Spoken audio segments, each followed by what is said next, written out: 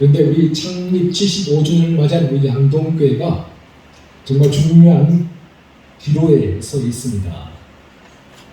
교회가 어디로 갈 것인가, 또한 우리 교회의 미래가 어떻게 펼쳐질 것인가, 우리 모두가 이 역사의 부름 앞에 또 하나님의 부르심 앞에 서 있습니다.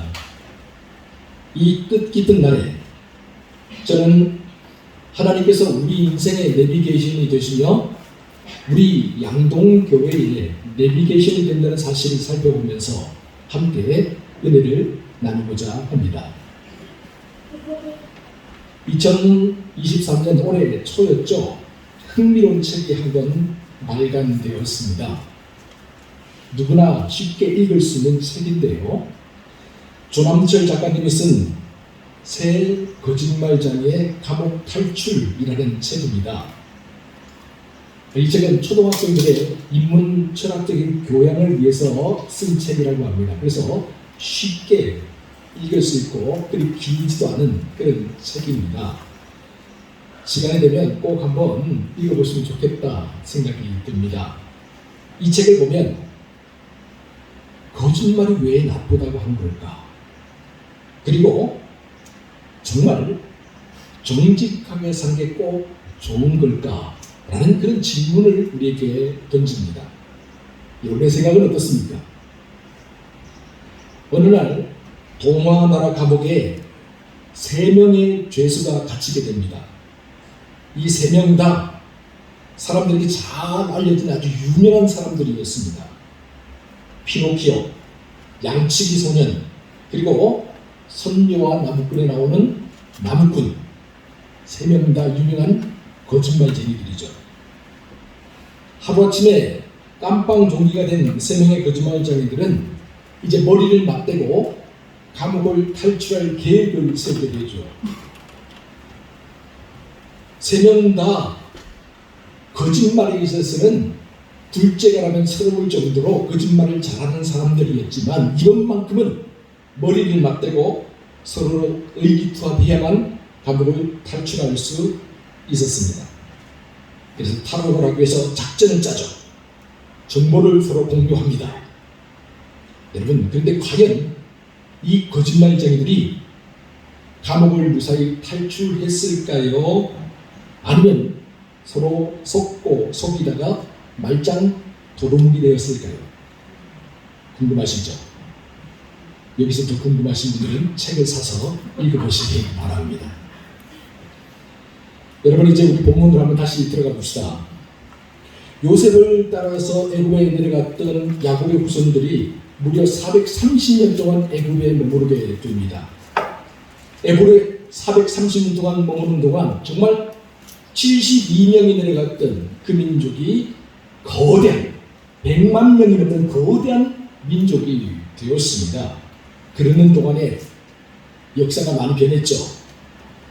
요셉이 국무총리였을 때는 대접을 받으며 살았지만 요셉이 죽고 요셉을 알지 못하는 왕들이 애굽의 왕이 되기 시작하면서부터 이스라엘 민족이 구박을 당하기 시작합니다.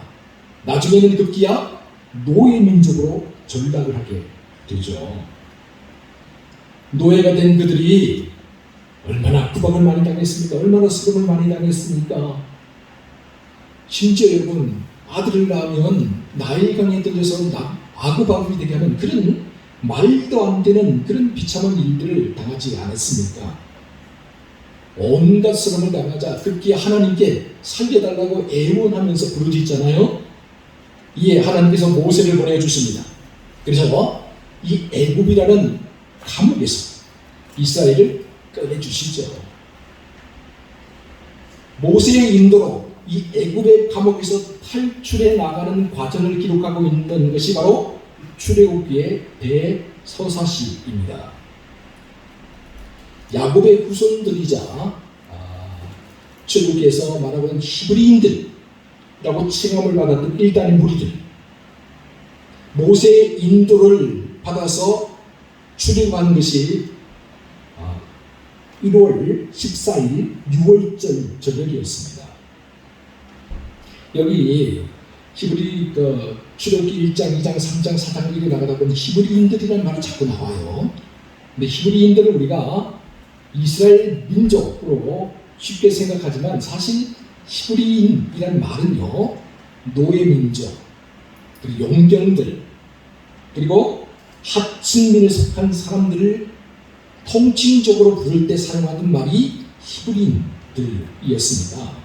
그렇기 때문에 이스라엘 민족도 노예 민족으로 전락을 했기 때문에 히브리인들에 속했지만 그 이외의 용병으로 온 사람들이나 노예로 잡혀온 사람들도 이 히브리인에 속했다라는 것을 우리가 알아야 출애굽기를 이해할 수가 있습니다. 야곱의 후손들이 6월절 저녁에 애굽을 탈출해 나갈 때, 그래서 출애굽기 12장 38절에 보면 수많은 잡족들이 함께 탈출을 했다, 그렇게 기록을 하고 있죠. 우리는 흔히 애굽을 탈출해 나간 민족이 야곱의 후손들 이스라엘, 이스라엘 12지파만 있었을 것이다 라고 그렇게 생각을 하는데요, 성경을 가만히 살펴보면 그렇지 않아요.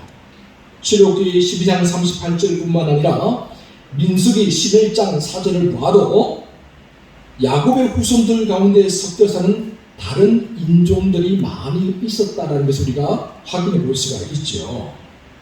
이러보건대 야곱의 후손들이 애굽을 빠져나올 때에 수많은 잡족들, 그러니까 하층민이자 노예 계급이었던 히브리인들이 함께 따라 나왔다라는 것을 우리가 알 수 있습니다. 출애굽한 사람들이 람셋을 떠나서 숫곳에 이르게 됩니다. 그리고 이 숫곳에서 다시 떠나 에담에 다다르게 되죠. 이 에담에서부터 놀라운 일이 벌어지게 됩니다. 그리고 이 에담에서부터 문제가 생기기 시작하죠. 람셋에서 숫곳 지날 때까지는 문제가 없으니 에담에 다다르게 되자 문제가 생겨요. 뜨겁잖아요. 여러분, 이 광야라는 것은 우리가 알고 있는 저 푸른 들판, 만주벌판 이런 걸 생각하기 쉬운데요, 이집트와 이스라엘 광야는 사막입니다. 아무것도 없어요. 돌무더기만 있고 돌산만 있는 곳, 그것이 바로 광야예요. 그곳을 나가다 보니까 너무 뜨거운 거예요. 출애굽한 민족이 60만 명, 장정만, 그렇다면 어린아이들과 어른들까지 다 합치면 적어도 200만 명에 가까울 것이다, 성경학자들이 이야기하는데 이 200만 명이 머무를 수 있는 곳이 없는 거예요. 에담에서부터 이 문제가 심각하게 불거지기 시작합니다. 제가 다시 말씀드립니다. 출애굽한 민족은 단순히 이스라엘 12지파가 아니라 오합지졸이었습니다. 수많은 잡족들이 함께 모여 사는 다문화, 다민족, 다언어로 된 집단이었습니다. 이런 사람들을 이끌고 어디론가 간다는 것은 애시당초 불가능에 가까운 일이었다라는 것이죠. 그런데 여러분, 성경을 보면 모세는 이런 사람들을 이끌고 무려 광야 40년을 지냈다라는 거예요. 어떻게 그럴 수 있었을까? 이게 어떻게 가능했을까요? 본문 21절에 보면 이 질문에 대한 해답이 나와 있죠. 우리 본문 21절 함께 읽어봅니다. 시작.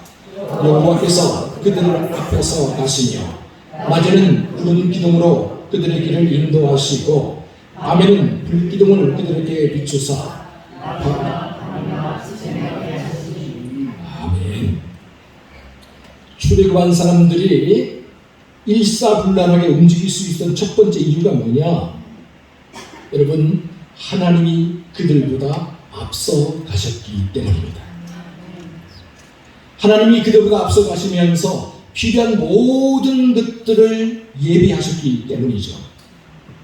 여호와 이레 하나님, 언제보다 우리보다 앞서 내다보시면서 우리에게 필요한 모든 것을 준비하시고 예비하시는 하나님, 그 하나님께서 출애굽한 민족을 위해서 먼저 가셨다.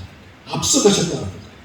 그들보다 앞서가시며 그들의 발걸음을 친히 인도해 주셨다라는 거죠.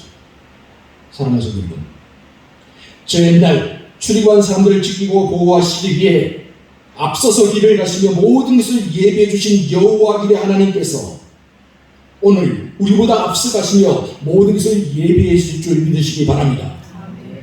어제나 오늘이나 내일이나 영원토록 변함없는 하나님께서 항상 우리보다 앞서 가시며 우리가 쉬어야 될 곳과 우리가 나아가야 될 길, 그리고 우리에게 필요한 모든 것들을 때를 따라 알맞게 적절하게 공급해 주실 줄 믿습니다. 오늘 우리에게 필요한 것은 우리보다 앞서 가시는 이 하나님에 대한 절대 믿음입니다. 그리고 출애굽한 사람들이 이 거친 광야길에서 흔들림 없이 앞으로 전진해 나갈 수 있었던 두 번째 이유는 그들 앞에 구름 기둥과 불 기둥이 있었기 때문입니다. 출애굽한 1단의 무리들이 에담의 장막을 친 이후부터요, 성경을 보면 임마누엘 하나님께서 구름 기둥과 불 기둥으로 그들과 함께 하셨다라고 기록하고 있어요. 낮에는 구름 기둥이 이스라엘을 떠나지 않았고 밤에는 불 기둥이 이스라엘을 떠나지 않았던 것입니다. 여러분, 구름 기둥과 불 기둥은 하나님 자체는 아니에요. 하나님이 임재하셨던 초시이지 하나님 자체는 아니에요. 그러나 구름 기둥과 불 기둥이 이스라엘과 함께 했다는 것은 임마누엘 하나님이 그들과 함께 하신다는 표시이자 증거였어요. 그래서 유대인들의 미시나를 보면 이스라엘이 광야에 머무는 동안에 구름이 마치 천막처럼 하늘 위에 머물러 있었고, 이스라엘이 광야길을 걸어가는 동안에는 구름이 마치 카펫처럼 길 위에 깔려 있었다라고 그렇게 말을 하고 있습니다. 여러분, 다시 말씀드리지만 광야는 아무것도 없는 곳입니다. 물도 없습니다. 나무도 없습니다. 집도 없습니다. 그늘도 없어요. 아무것도 없는 사막 지형입니다. 그래서 낮에 조금만 오래 나가 있으면 열사병, 일사병에 걸려서 죽게 되는 것이 바로 광야예요. 이런 사정을 아시고 하나님께서 이 낮에는 구름 기둥을 세워주신 거예요. 태양을 가려주신 거죠. 그리고 광야는 또 밤이 되면 기온이 급격하게 떨어집니다. 쌀쌀한 정도가 아닙니다. 심한 경우에는 영하까지 기온이 내려간다고 하죠. 그러면 사람들이 봉사할 수 있습니다. 뿐만 아니라 날이 어두워지게 되면요, 낮에는 보이지 않았던 독사와 정갈 같은 독극물들이 슬금슬금 그 모습을 드러내기 시작합니다. 수많은 사람들의 목숨이 위태롭게 되는 거예요. 그래서 하나님께서 밤에는 불기둥을 세워서 환하게 밝혀주시면서 이스라엘이 얼어 죽지 않도록, 동사하지 않도록 지키시고 보호해 주셨던 것입니다. 그렇다면 이 구름 기둥과 불 기둥은 이 에담에서만 경험할 수 있는 일시적인 현상이었을까요? 그렇지 않습니다. 출애굽한 사람들이 광야 생활을 하는 내내 나타났습니다. 본문 22절을 우리 같이 한번 읽어볼까요? 22절입니다. 시작. 낮에는 구름 기둥, 밤에는 불 기둥이 백성 앞에서 떠나지 아니하니라. 아멘. 구름 기둥과 불 기둥이 백성 앞에서 떠나지 아니하였다. 이처럼 하나님께서 보낸 구름 기둥과 불 기둥이 앞서가면서 광야 생활을 하는 동안에 출애굽한 사람들을 떠나지 않았다라고 성경이 기록하고 있습니다. 구름 기둥과 불 기둥이 40년 동안 이스라엘을 계속 쭉 따라다니면서 이스라엘과 함께 했던 거예요. 일시적인 자연현상이 아니라는 겁니다. 여러분 기억하세요. 일시적으로 잠깐 머물다 가는 게 아니라는 겁니다. 구름 기둥과 불 기둥은 하나님이 이스라엘을 위해서 보내주신 내비게이션이었던 거예요. 이스라엘의 길잡이, 이스라엘 광야 생활의 안내 도우미였던 것이 바로 이 구름 기둥과 불 기둥이었던 거죠. 지금은 자동차의 내비게이션 거의 달려서 그냥 옵션처럼 달려서 나오죠. 그래서 내비게이션이 좀 중요한지도 모르고 우리가 타고 다니면서 당연히 내비게이션 목적지를 치고 가는 게 당연하게 알고 살지만 약 25년 전만 해도요, 이 내비게이션이요, 영화 속에서나 볼 수 있는 그런 물건이었습니다. 25년 전만 해도 내비게이션이 없었어요. 아직 내비게이션이 상용화되지 않았을 때 제가 전주에 내려가서 전임 전도사 사역을 한 적이 있었습니다. 전라북도 전주에 있는 성황교에서 제가 전임 전도사를 했는데요. 그곳에 부목사님이 저 말고 세 분이 더 있었는데 그 중에 한 분이 길치였어요. 길치 아시죠?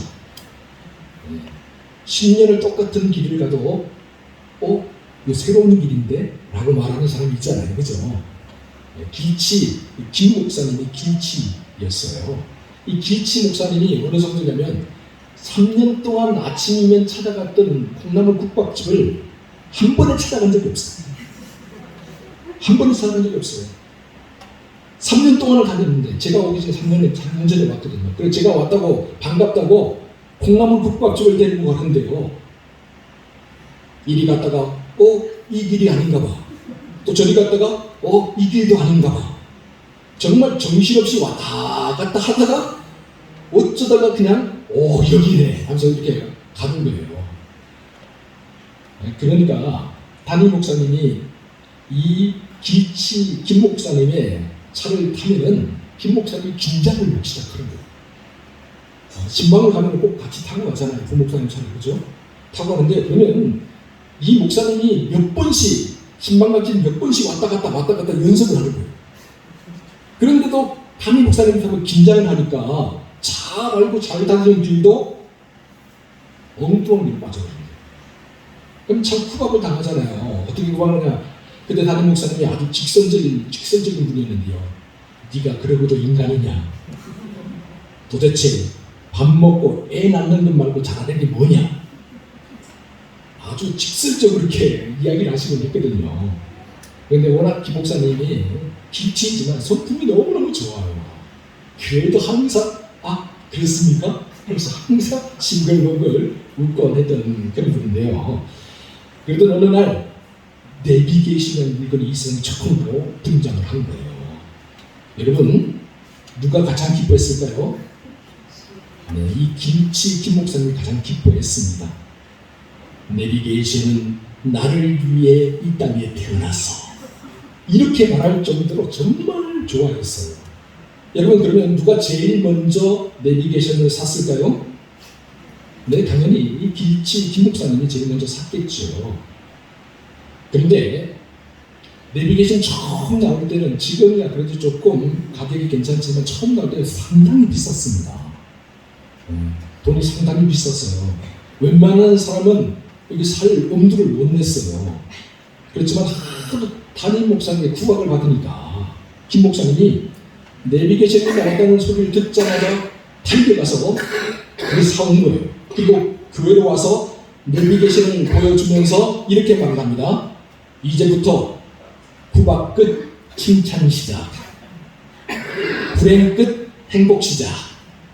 얼마나 기뻤으면 그렇게 말을 했겠습니까? 그런데 내비게이션을 차에 설치하고 나니까 또 문제가 생겼습니다.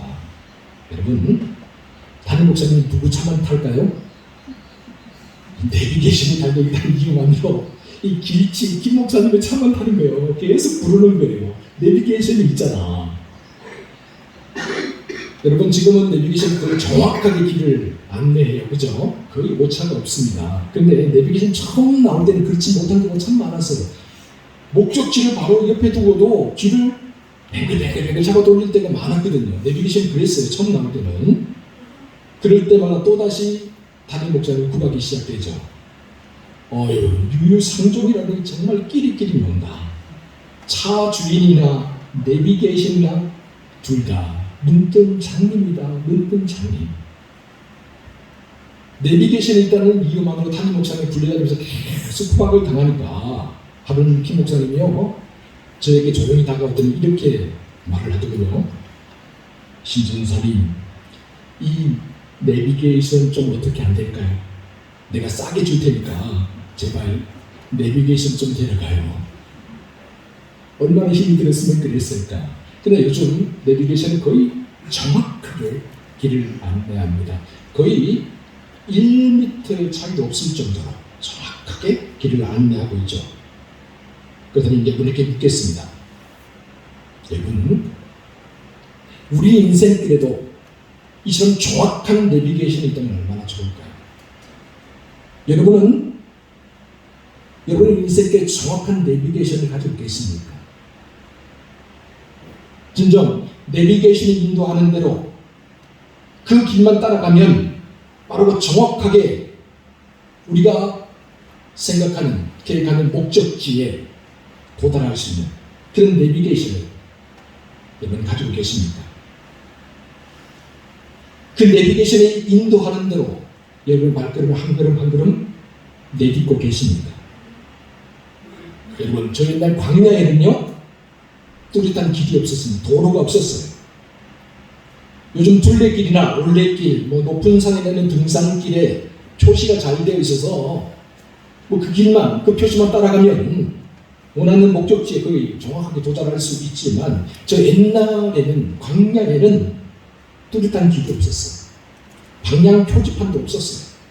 나침판도 없었죠. 지도도 없었죠. 여행 가이드도 없었어요. 내비게이션? 물론 없었죠. 그야말로 아무것도 없는 상태였습니다. 이런 상황에서 어디로, 어떻게 가야 목적지에 도달할 수가 있단 말입니까? 그러나 여러분, 출애굽한 이 백성들에게는 확실한 내비게이션이 있었습니다. 그것도 하나님이 보내주신 0.5cm의 오차도 없는 확실한 내비게이션이 있었습니다. 바로 구름기둥과 불기둥이죠. 그들은 구름기둥과 불기둥이 인도하는 대로 따라가기만 하면 그들의 목적지에 무사히 도착할 수가 있었습니다. 그래서 출애굽기 40장, 출애굽기 마지막 부분이죠. 40장 마지막 부분을 보면 이렇게 끝을 맺고 있는 것을 우리가 알 수 있습니다. 구름이 성막 위에서 떠오를 때에는 이스라엘 자손이 그 모든 행진하는 길에서 앞서 나아갔고, 구름이 떠오르지 않을 때에는 떠오르는 날까지 나아가지 아니하였으며, 낮에는 여호와의 구름이 성막 위에 있고 밤에는 불이 그 구름 가운데 있음을 이스라엘 온 족속이 그 모든 행진하는 길에서 그들의 눈으로 보았더라. 에담에서부터 시작해서 광야를 행진해 나가는 동안 이스라엘 백성들이 가야 될 길을 먼저 안내하는 길잡이가 있었는데, 내비게이션이 있었는데 바로 구름기둥과 불기둥이었다라는 거죠. 광야에 대한 지식도 없었고 어디로 어떻게 가야 될지 몰랐던 사람들이었지만 그 광야, 그 거친 광야에서 40년 동안 그들이 무사히 살아남을 수 있었던 것은 오직 한 가지, 하나님의 앞서가심과 하나님의 인도하심에 순종하며 따라갔기 때문입니다. 하나님이 그들에게 보여주시는 구름기둥과 불기둥을 따라서 하나님 보여주시는 내비게이션을 그대로 따라갔기 때문입니다. 광야 생활하면서 이스라엘은 단지 구름기둥과 불기둥으로 인도하시는 하나님의 섭리에 순종했을 뿐입니다.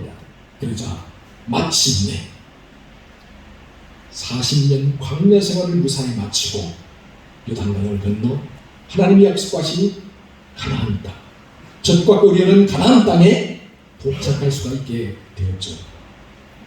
사랑하는 성도 여러분, 광야 40년 동안 구름기둥과 불기둥으로 이스라엘을 인도해 주신 하나님께서 오늘 우리와 함께 하십니다. 하나님이 친히 우리 인생길의 내비게이션이 되어 주십니다. 그러므로 하나님이 우리가 가야 될 길과 쉬어야 될 곳을 인도하시며 때를 따라 돕는 은혜로 우리의 모든 그 필요를 채워주심을 믿으시기 바랍니다. 진정 하나님이 우리 인생길에 내비게이션이 되어주심을 믿으시기 바랍니다.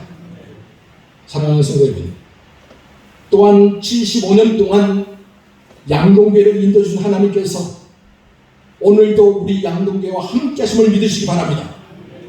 하나님이 우리 양동교회의 내비게이션이 되어주십니다. 하나님이 우리 앞에 구름기둥과 불기둥을 세워주실 겁니다.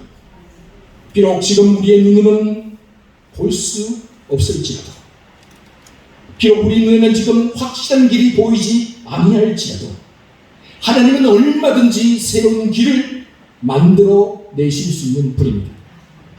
비록 우리의 눈으로 지금 볼 수 없을지라도, 확실한 표지판이 보이지 않는 것 같을지라도 하나님은 얼마든지 우리 앞에 표적과 기적을 일으키실 수 있는 분입니다. 그러므로 하나님의 우리 양동교회의 내비게이션이 되심을 믿고 하나님께 모든 것을 믿고 맡기며 강하고 담대한 믿음으로 전진해 나가는 저희는 모두가 되시기를 주의 이름으로 축원합니다. 기도하겠습니다. 하나님께서 우리 인생의 내비게이션이 되심을 믿습니다. 광야와 같은 인생길에서 하나님께서 구름기둥과 불기둥이 되어주시고 하나님께서 때를 따라 만나와 메추라기를 내려주실 것을 믿습니다. 또한 하나님께서 우리 양동교회의 내비게이션이 되심을 믿습니다. 양동교회는 주님의 것이오니 지난 75년 동안 우리 양동교회를 인도해 주신 하나님께서 앞으로 다가올 100년도 인도해 주실 것을 믿습니다. 우리를 통해 주님의 뜻과 계획이 이루어지게 하여 주옵소서. 우리 모두가 역사의 부르심 앞에서, 하나님의 부르심 앞에서 100% 하나님을 믿고 신뢰함으로 부끄럽지 않고 당당하게 하나님이 인도하신 놀라운 은혜를 맛보며 살게 하여 주옵소서. 이 모든 말씀을 우리 구주 예수 그리스도의 이름으로 기도하옵나이다.